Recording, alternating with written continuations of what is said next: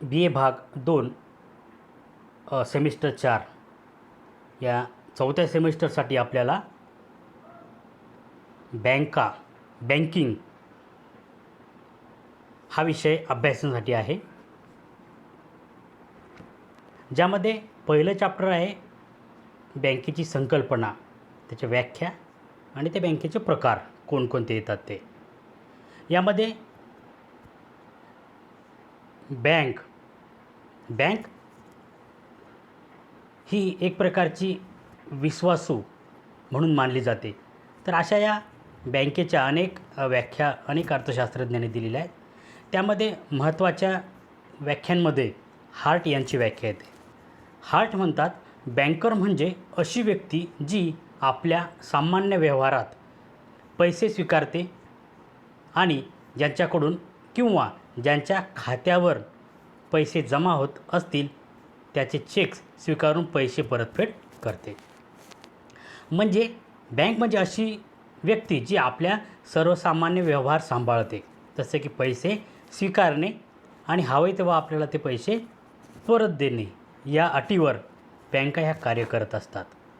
आणि म्हणून ते म्हणतात की ज्यांच्याकडून किंवा ज्यांच्या खात्यावर पैसे जमा होत असतील त्याचे चेक स्वीकारून पैशाची परतफेड करते. म्हणजे चेकच्या माध्यमातून, विड्रॉलच्या माध्यमातून ते पैसे परत त्या ग्राहकाला देण्याची सोय या बँकेमध्ये केलेली असते. तर अशा व्यक्तीला, अशा शाखेला, अशा संस्थेला बँक म्हटल्या जाते. तसंच आहे भारतीय बँकिंग कंपनी कायद्याने सुद्धा एक बँकेची व्याख्या केलेली आहे. ते काय म्हणतात बघा, कर्ज देण्यासाठी किंवा गुंतवणूक करण्यासाठी लोकांच्या पैशाच्या ठेवी स्वीकारणे,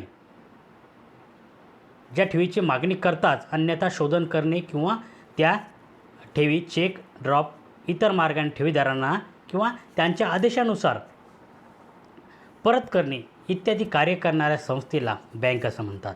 म्हणजे सुरुवातीला त्या ठेवी स्वीकारायच्या आणि त्या ग्राहकांनी मागता क्षणी ते पैसे परत करायचे. मग ते विड्रॉलच्या माध्यमातून असेल, चेकच्या माध्यमातून असेल, या माध्यमातून ते पैसे त्या व्यक्तींना आदेश देताच ते पैसे परत त्या व्यक्तीला देणे हे कार्य करणाऱ्या संस्थेलाच बँक असं म्हटल्या जाते. त्यानंतर आहेत बँकांचे प्रकार, टाईप्स ऑफ बँक. तर कोणकोणते प्रकार पडतात त्या बँकांचे? तर पहिला आहे केंद्रीय बँक, जे बँकांची बँक म्हणून ओळखली जाते, सरकारची बँक म्हणून ओळखली जाते. केंद्रीय बँक देशातील मौद्रिक व्यवस्था व बँकिंग व्यवस्थेचे संचालन करण्याची जबाबदारी पार पाडणाऱ्या बँकेला केंद्रीय बँक असे म्हणतात. देशात एकच केंद्रीय बँक असते, म्हणजे देशामध्ये एकच केंद्रीय बँक असते. ही बँकांची बँक म्हणून कार्य करत असते. ती विविध प्रकारचे सहाय्य कार्य बँकांसाठी करत असते. तसेच ती सरकारची बँक म्हणून सुद्धा ओळखली जाते आणि बँकांच्या कारभारावर सुद्धा ती देखरेख करत असते. अशी एक महत्त्वाची बँक म्हणून या केंद्रीय बँकेची गणना केली जाते. त्यानंतर आहेत सामान्य बँका. बघा, सामान्य बँकामध्ये सुद्धा काही प्रकार दिलेले आहेत. त्यातलं पहिलं आहे व्यापारी बँका. तर बघा, व्यापारी बँका ज्याला कमर्शियल बँक असं म्हणतात. प्रत्येक व्यापारी बँक किंवा बँकांचे सर्वसामान्य ही कार्य करत असते. व्यापारी बँका प्रामुख्याने अल्पमुदतीचे कर्जपुरवठा करतात. देशांमधील प्रमुख व्यापारी बँकाचे राष्ट्रीयकरण झाल्यानंतर व्यापारी बँका आता काही प्रमाणात शेतकऱ्यांचा कर्जपुरवठासुद्धा करत आहेत. म्हणजे अल्पकालीन कर्ज देण्यासाठी ह्या व्यापारी बँका ओळखल्या जातात. त्यानंतर आहे सहकारी बँका. तर बघा, सहकारी बँका, कॉपरेटिव्ह बँक 1904 साली जो सहकार कायदा अंमलात आला त्यानुसारच या सहकारी बँकाची स्थापना होत असते. बघा, 1904 साली देशात सहकारी पतपेढ्याचा कायदा करण्यात आला व त्यानंतर सहकारी बँकेची स्थापना करण्यात येऊ लागली. सहकारी बँकेची स्थापना सहकारितेच्या तत्त्वावर करण्यात येते. या बँकाचे जे काही भाग खरेदी केल्या किंवा अंश खरेदी करणाऱ्या शेतकऱ्यांना सहकारी बँका अल्पमुदतीसाठी कर्जपुरवठा करत असते. अशा या सहकारी बँका असतात, या सर्वांच्या मदतीने कार्य करत असतात. त्यानंतर आहे नंबर 3 विदेशी विनिमय बँका. तर बघा, विदेशी विनिमय बँका याला फॉरेन एक्सचेंज बँक असं म्हणतात. विदेशी विनिमय बँका आयातक व निर्यातक व्यापाऱ्यांना विदेशात शोधन करण्याकरिता व विदेशातील व्यापाऱ्याकडून शोधन मिळवण्याकरता सहाय्य करतात. ह्या बँका विदेशी व्यापाराकरिता संबंधित व्यापाऱ्यांना अल्पमुदतीची कर्जाची व्यवस्था ह्या बँका करत असतात. असे फॉरेन एक्सचेंज बँक म्हणून सुद्धा ही बँक कार्य करत असते. त्यानंतर आहे औद्योगिक बँक. बघा, उद्योगांना, कारखान्यांना इमारत बांधण्यासाठी तसेच यंत्रसामुग्री खरेदी करण्यासाठी दीर्घ मुदतीचे आवश्यकतेनुसार कर्ज पुरवठा करत असते.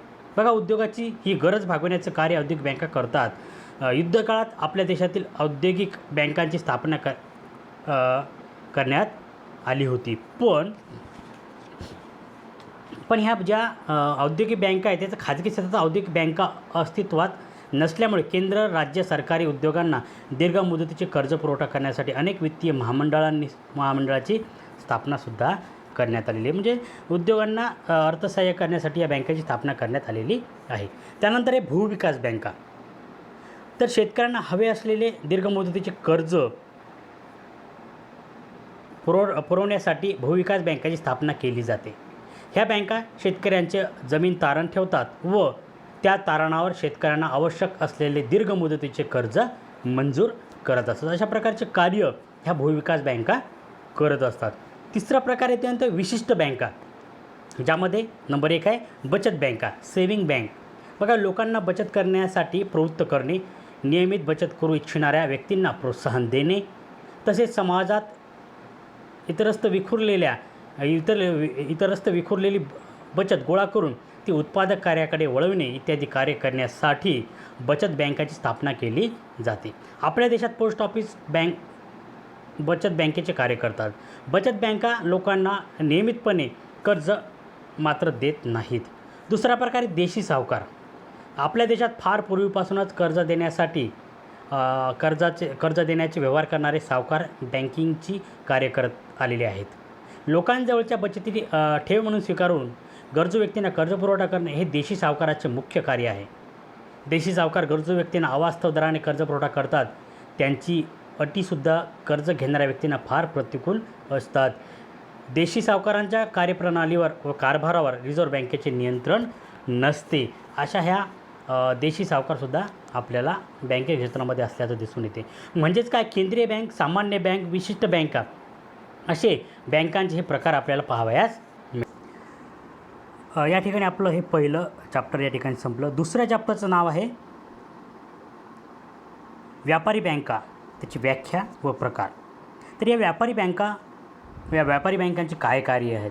तर बघा, व्यापारी बँकेची कार्य, पहिलं कार्य आहे ठेवी स्वीकारणे. म्हणजे ग्राहकाकडच्या ठेवी स्वीकारणे हे पहिलं कार्य या बँकांना करावे लागते. बघा, व्यापारी बँकेचे सर्वात महत्त्वाचे कार्य ठेवी स्वीकारणे आहे. लोकांजवळ असलेल्या बचती ते जमा करतात आणि ठेवी म्हणून ते स्वीकारतात. बघा, व्यक्तीचे प्रकार वेगळे असतात.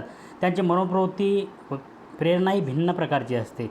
विभिन्न मनोप्रवृत्ती व प्रेरणा असलेल्या व्यक्तींच्या बचती आकृष्ट करणे शक्य व्हावे या हेतूने बँकेत वेगवेगळ्या खाती उघडण्याची सोय केलेली आहे.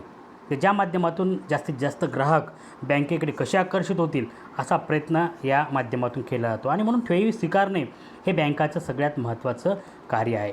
तर ठेवीचे सुद्धा काही प्रकार पडतात. पहिला आहे मुदत ठेवी.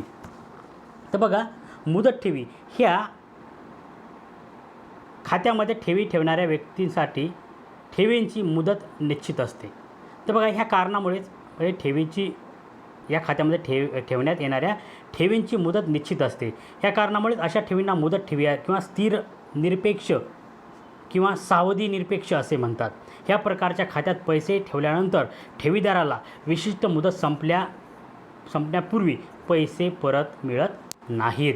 म्हणजे विशिष्ट मुदत पूर्ण झाल्याशिवाय या मुदत ठेवी खात्याचे पैसे ग्राहकाला मिळणार नाहीत. आणि म्हणून पण त्यावर फिक्स असे मोठ्या प्रमाणावर व्याजसुद्धा ग्राहकांना दिलं जाते की जेणेकरून जास्तीत जास्त ग्राहक या मुदत ठेवीमध्ये पैसे हे जमा करू. दुसरा आहे बचत ठेवी. बचत ठेवी मध्यम वर्गातील व्यक्तींना बचत करण्याची सवय लागावी व त्यांना बचत करणे शक्य व्हावे ह्याकरता व्यापारी बँका बचत खाते उघडून ठेवी स्वीकारतात. अशा ठेवींनाच बचत ठेवी असे म्हणतात. बचत खात्यामध्ये अगदी लहान रकमाही जमा केल्या जातात. बचत खात्यामध्ये रक्कम ठेवल्यानंतर ती एका मर्यादेपर्यंत आठवड्यातून एकदा किंवा दोनदाच काढता येते. बचत खाते उघडल्यानंतर ग्राहकांना ग्राहक पुस्तिका देण्यात येते व ग्राहक पुस्तिकेमध्ये ग्राहकांच्या खात्याची पूर्ण नोंद त्या ठिकाणी ठेवली जाते. या बचत ठेवीवर कमी प्रमाणात व्याज दिले जाते, कारण ग्राहकांच्या ठेवी ग्राहकांना पाहिजे तेव्हा ते काढू शकत असल्यामुळे यावर कमी प्रमाणात व्याज दिलं जाते. पण या माध्यमातून मात्र ग्राहकांना बचतीची सवय मात्र लागत असते. त्यानंतर आहे चालू ठेवी. बघा, चालू ठेवी हे व्यापारी किंवा कारखानदार अशा प्रकारच्या ठेवी काढत असतात. त्यांना सतत मोठमोठ्या रकमा ठेवाव्या लागतात. बऱ्याच वेळा रकमा ह्या बँकेतून काढाव्या लागतात आणि कित्येक वेळा ते कार्य पैसे ठेवणे किंवा पैसे काढणे या प्रकारचे कार्य ते करत असतात. यावर व्याजदर हे मिळत असलं तरी ते अत्यंत कमी काही बँका याच्यावर व्याजदर देतात. पण याचा फायदा असा आहे की दिवसातून तुम्ही कितीही वेळा पैसे काढू शकता आणि कितीही वेळा त्या खात्यामध्ये पैसे तुम्ही टाकू शकता. त्यानंतर आहे नंबर गृहकोष ठेवी. तर बघा, गृहकोष ठेवी यामध्ये पैसे जवळ ठेवल्यास खर्च होतात आणि बँकेत जाणे दरवेळी जमत नाही. अशी परिस्थिती ज्या लोकांची असते त्यांच्याकरिता ही सोय बँकेकडून उपलब्ध करून दिली जाते. ग्राहकाच्या घरी एक लहान तिजोरी वजा पेटी ठेवण्यात येते. त्यामध्ये पैसे गोळा केले जातात. पेटीला कुलूप लावून किल्ली मात्र बँकेजवळच ठेवली जाते. ठराविक मुदतीनंतर बँकेतील प्रतिनिधी त्या ठिकाणी येतात व पेटी उघडून पैसे काढतो. तेवढ्या रकमेची खातेदाराला पावतीसुद्धा देतो. अशा ठेवींना गृहकोष ठेवी असं म्हटल्या जाते. त्यानंतर दुसरं महत्त्वाचं कार्य आहे बँकांचं कर्ज देणे. तर बघा, कर्ज देणे हे एक महत्त्वपूर्ण कार्य बँकांना करावं लागते. बघा, त्यामधला अप्रकार आहे अधिकोष, अधिविकर्ष किंवा ओव्हरड्राफ्ट. बऱ्याच वेळा ग्राहकाच्या अकाउंटमध्ये जमा असलेल्या पैशांपेक्षा जास्त पैशाची जर ग्राहकाला आवश्यकता असेल, अशावेळी त्या ग्राहकाला ओव्हरड्राफ्ट देण्याची पद्धत बँकांमध्ये आहे. त्याला अधिकोष, अधिविकर्ष किंवा ओव्हरड्राफ्ट असं म्हटल्या जाते. यामधून ग्राहकांच्या गरजा भागवल्या जाऊ शकतात. व आहे कर्ज आणि अग्रिम. बऱ्याच वेळा बँका हे कर्ज देतात, अग्रिम देतात, म्हणजे सुरुवातीलाच काही पैसे कर्जाऊ म्हणून देत असतात. त्यामध्ये कारखानदार आणि व्यापारी यांना विशिष्ट मुदतीसाठी बँकेकडून कर्ज किंवा अग्रिम मंजूर केले जातात. जेवढ्या रकमेचे कर्ज मंजूर केले जाते तेवढी रक्कम कर्ज घेणाऱ्या व्यक्तीच्या बँकेतील खात्यामध्ये जमा करण्यात येते. अशा प्रकारचे कर्ज प्रामुख्याने तारणावरच मंजूर केले जातात. तारण म्हणजे गहाण. तारण म्हणून ठेवण्यात येणारी संपत्ती तरल राहील याकरता बँक खात्री करून घेते. सरकारी प्रतिभूती, प्रसिद्ध कंपन्यांचे कर्ज रोखे, सोने, चांदी, विम्याची पॉलिसी हे तारण म्हणून आदर्श मानल्या जाते. अशा प्रकारच्या तारणावर सुद्धा कर्ज दिल्या जातात. त्यानंतर आहे रोख प्रत्यय. यामध्ये बँका ह्या रोख स्वरूपात बघूया रोख स्वरूपात कर्ज देण्याच्या ह्या पद्धतीला प्रारंभी स्कॉटलँडमध्ये सुरुवात झाली. रोख प्रत्ययाच्या पद्धतीमुळे स्कॉटलँडचा आर्थिक विकास जलद गतीने घडून आला असे इतिहासकाराचे म्हणणे आहे.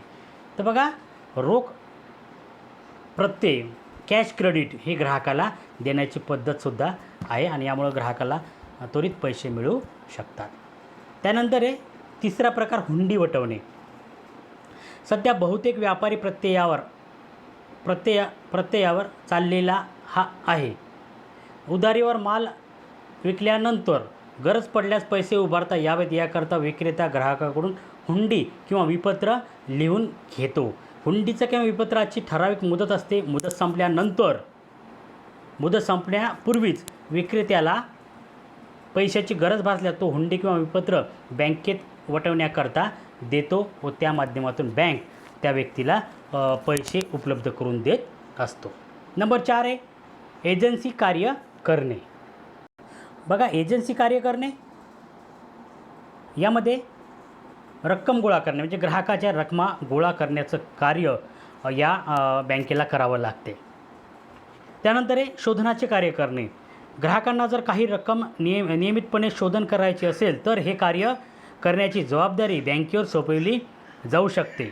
कर्जाचे हप्ते, विम्याचे प्रव्याजी, वीजकांची रक्कम प्रभावी पद्धतीने किंवा क्रय विक्रय पद्धती खरेदी केलेल्या वस्तूंबद्दल द्यावयाचे हप्ते इत्यादी रकमाचे शोधन बँकांना कायमच्या सूचना देऊन करता येतात. म्हणजे ग्राहकाच्या वतीने ही कार्य केली जातात, शोधनाचे कार्य.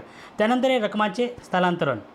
एका ठिकाणाहून रकमा दुसऱ्या ठिकाणी पाठवण्याची सोय या बँकांमध्ये असते आणि म्हणूनच एक रकमाचे स्थलांतरण करण्याचं एक महत्त्वपूर्ण कार्य या बँकांना करावं लागते. त्यानंतर आहे प्रतिभूतींची खरेदी विक्री. ग्राहकांकरता प्रतिभूतीची खरेदी करण्याचे तसेच प्रतिभूतीची विक्री करण्याचे कार्य बँकांमार्फत सुद्धा केल्या जाऊ शकते. ग्राहकांच्या सूचनेनुसार ही कार्य केली जातात आणि म्हणून एक महत्त्वपूर्ण कार्य प्रतिभूतींची खरेदी विक्री करण्याचं कार्यसुद्धा या बँकांना करावे लागतात. त्यानंतर आहे नंबर 5, विविध प्रकारच्या सेवा करणे. अनेक प्रकारच्या सेवा या बँकेमार्फत ग्राहकांना दिल्या जातात, ज्यामध्ये सुरक्षा संग्रह.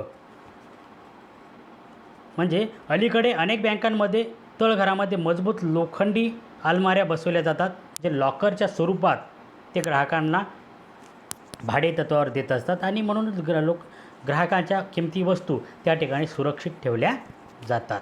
त्यानंतर आहे नंबर प्रत्ययपत्रे. विदेशामध्ये किंवा दूरच्या ठिकाणी व्यापाऱ्यांची ओळख नसल्यामुळे व्यवसाय करीत असताना त्यांना विविध अडचणी येतात. त्यांना प्रत्ययाची गरज असूनही प्रत्यय मिळू शकत नाही. ही अडचण दूर करण्यासाठी बँकांकडून व्यापाऱ्यांना एक प्रत्ययपत्र देण्यात येते. अशा प्रत्ययपत्राच्या आधारावर व्यापाऱ्यांना दूरच्या ठिकाणी किंवा अनोळखी प्रदेशामध्ये प्रत्यय मिळवणे सहज शक्य होते. अशी सोयसुद्धा या बँकांमार्फत केली जाते. त्यानंतर एक व्यापाऱ्यांची माहिती सांगणे. बघा, त्यामध्ये विदेशी व्यापाऱ्यांना देशातील व्यापाऱ्यांची माहिती नसल्यामुळे ते त्यांच्याशी व्यावसायिक करार करण्यासाठी मागेपुढे पाहतात. अशावेळी ह्या व्यापाऱ्यांबद्दलची माहिती विदेशातील व्यापाऱ्यांना कळविण्याचे कार्य बँका करीत असते. ज्या व्यापाऱ्यांबद्दलची माहिती विदेशांमधील व्यापाऱ्यांना कळविली जाते ते बँकेचे नियमित ग्राहकच असतात आणि त्यांच्या परवानगीशिवाय ती माहिती दिल्या जाऊ शकत नाही. पण एक प्रकारचं माहिती देण्याचं कार्यसुद्धा या बँकांना करावे लागते. त्यानंतर आहे नंबर 2, ग्राहकांतर्फे स्वीकृती. बऱ्याच वेळा ग्राहकाच्या वतीने काही गोष्टी या बँकांना कराव्या लागतात. बघा, अनेकदा विदेशामधील व्यापाऱ्यांना देशातील व्यापाऱ्यांना अशी अट घातली की त्यांनी लिहिलेले विपत्र एखाद्या बँकेने स्वीकारले पाहिजेत, कारण देशातील व्यापाऱ्याने हे विपत्र स्वीकारल्यापेक्षा एखाद्या बँकेने ह्या विपत्राला स्वीकृती दिल्यास त्यात निश्चितपणे सुरक्षितता असते. अशा या परिस्थितीमध्ये बँक काही कमिशन आकारून विपत्र स्वीकारण्याचं कार्यसुद्धा करत असते आणि आधुनिक काळामध्ये ही कार्य मोठ्या प्रमाणात वाढलेली आहेत. त्यानंतर नंबर 6, विदेशी विनिमयासंबंधीची कार्य. तर बँकांना विदेशी विनिमयासंदर्भातले सुद्धा कार्य करावे लागतात. बघा, वास्तविक पाहता विदेशी विनिमयासंबंधी विभिन्न कार्य करणे हे विदेशी विनिमय बँकेचे कार्य असते, परंतु भारतात काही व्यापारी बँका वर नमूद केलेली आपली कामे करीत असतानाच विदेशी विनिमयासंबंधीचे कार्यसुद्धा करतात. व्यापाऱ्यांना देशी व्यापाऱ्यांसाठी एका बँकेमध्ये व विदेशी व्यापाऱ्यांसाठी दुसऱ्या बँकेमध्ये अशी 2 वेगवेगळी खाते उघडण्यापेक्षा एकाच बँकेमध्ये खाते उघडून त्या बँकेच्या मार्फतीनेच सर्व व्यवहार करणे सोयीचे असते. अशा परिस्थितीत व्यापारी बँका विदेशातील बँकांशी संबंध प्रस्थापित करून विदेशी विपत्राची खरेदी विक्री, मुद्रेचे स्थलांतरण इत्यादी कामे करून विदेशी व्यापाराचे अर्थव्यवस्थापनसुद्धा केल्या जाते आणि म्हणून विदेशी विनिमयासंबंधीचे सुद्धा बहुमूल्य कार्य या व्यापारी बँकांना करावे लागते. ही होती व्यापारी बँकांची कार्य. आता आपल्याला शिकायची व्यापारी बँकांची भूमिका, की व्यापारी बँकांची काय आधुनिक काळामध्ये भूमिका आहे, अर्थव्यवस्थेमध्ये तिचं काय काय योगदान आहे, हे सगळं आपल्याला शिकायचं आहे. तर बघा, त्यामधलं पहिलं होतं अतिरिक्त निधीचा योग्य उपयोग. बँका लोकांकडून ठेवी स्वीकारत असतात. जनता त्यांना प्राप्त होणाऱ्या उत्पन्नातून आवश्यक खर्च केल्यानंतर उर्वरित रक्कम आपल्या भविष्यासाठी राखून ठेवत असते. त्यांच्याजवळ असणारा हा पैसा अतिरिक्त असतो. हा निधी त्यांनी आपल्याजवळ ठेवला असता तो निष्क्रिय राहिला असता. बँका असा निष्क्रिय निधी लोकांजवळून गोळा करतात आणि देशात आर्थिक विकास साधण्यासाठी तो उत्पादक कार्यात कर्ज देऊन गुंतवतात. म्हणजे अतिरिक्त निधीचा योग्य उपयोग करण्याचं कार्य या व्यापारी बँकांना करावं लागते. त्यानंतर नंबर 2 आहे ग्रामीण भागाचा विकास. बघा, आज आपल्या देशात 2 भागात विभाजन झालेलं आहे. एक शहरी भाग आणि दुसरा आहे ग्रामीण भाग. शहरी भागामध्ये बँकिंग व्यवसाय मोठ्या प्रमाणात वाढलेला आहे. त्या ठिकाणी उद्योग आहेत, मोठमोठे व्यवसाय आहेत. पण ग्रामीण भागाचा पाहिजे तसा विकास झालेला नाही. पण ग्रामीण भागामध्ये ज्या काही छोटे बचत करणारे लोक आहेत त्यांची छोटी छोटी बचत हे जमा करण्याचं कार्य आणि एकदा का ते छोटी छोटी बचत जमा करून मोठी रक्कम निर्माण झाली की ती एखाद्या ठिकाणी गुंतवण्याची व्यवस्थासुद्धा या बँकांमार्फत बऱ्याच वेळा केली जाते. आणि म्हणून ग्रामीण भागाचा विकास करण्याचं कार्य या व्यापारी बँकांना करावं लागते. त्यानंतर आहे नंबर 3 सर्व क्षेत्रांना कर्ज पुरवठा करणे. बघा, सुरुवातीला बँका केवळ उद्योगांनाच कर्ज देत असत, परंतु सरकारने वेळोवेळी केलेल्या नियमामुळे बँकांना सर्व क्षेत्रांना कर्ज पुरवठा करणे हे बंधनकारक आहे. अशावेळी उद्योगासोबतच कृषी सेवा क्षेत्रांनासुद्धा कर्ज पुरवठा या बँकांना करावा लागतो. आणि म्हणूनच कोणत्याही देशाच्या अर्थव्यवस्थेमध्ये या व्यापारी बँकाचे मोठं असं कार्य आहे. त्यामुळे नवीन काळात अशी व्यक्ती सापडणे कठीण आहे की ज्याने एखादी बँकेकडून कर्ज घेतलं नाही. आणि म्हणून प्रत्येकालाच कर्जाची आवश्यकता असते. अशा व्यक्तींना कर्ज देऊन त्याच्या विकासामध्ये कशी वाढ होईल यासाठी प्रयत्न या व्यापारी बँकाकडून केला जातो. त्यानंतर आहे नंबर 4 निधीचे हस्तांतरण. तर बघा, आज जग एक मोठं गाव म्हणून पुढं आलेलं आहे. कोणत्या देशातील एक व्यक्तीला जगाच्या कोणत्याही भागामध्ये वस्तूची खरेदी विक्री इंटरनेटच्या साहाय्याने करू शकते. कालपर्यंत वस्तूची खरेदी करण्यासाठी प्रत्यक्ष पैसे देणे आवश्यक होते, परंतु आज चलनी पैशाच्या ऐवजी क्रेडिट किंवा डेबिट कार्ड, चेकच्या आधारावर पैसे दिले जातात. आज फार कमी व्यवहार पैशाच्या साहाय्याने केले जातात.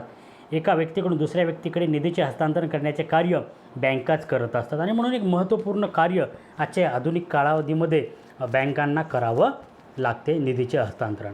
त्यानंतर नंबर 5 बँकेतील पैशाची तरतूद. बँकेतील पैशाची तरतूद. बँका आपल्या ठेवीदाराकडून ठेवी स्वीकारत असतात.